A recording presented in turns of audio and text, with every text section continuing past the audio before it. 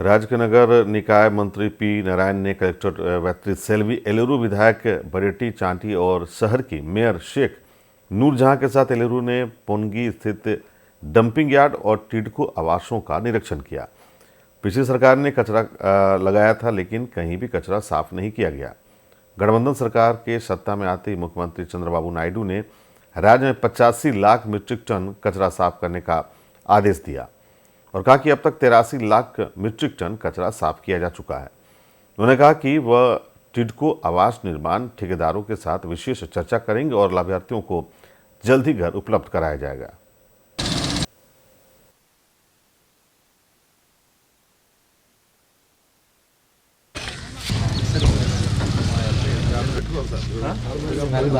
అయితే 35వ తేదీ అక్టోబర్ 2వ తేదీకి పూర్తి చేయాలని మచిలీపట్నం స్వచ్ఛ భారత్ యొక్క కార్యక్రమంలో మా డిపార్ట్మెంట్కి ఆదేశించడం జరిగింది.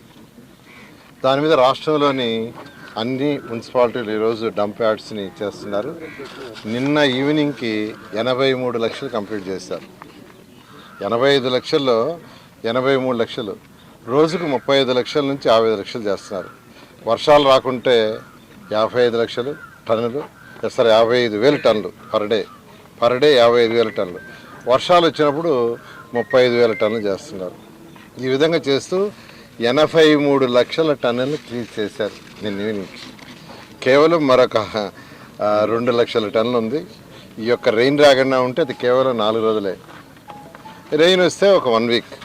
ఈ నేపథ్యంలో ఈరోజు నేను ఏలూరుకి యాక్చువల్గా వచ్చాను. ఎందుకని వచ్చానంటే 53,348 టన్నుల్లో 36,651 నిన్న సాయంకాలానికి పూర్తి చేశారు. రోజుకు 900 టన్నులు చేస్తున్నారు. బట్ వాళ్ళ యొక్క మిషన్ కెపాసిటీ 1,500 ఉంది. రోజుకి 1,177 టన్నులు పూర్తి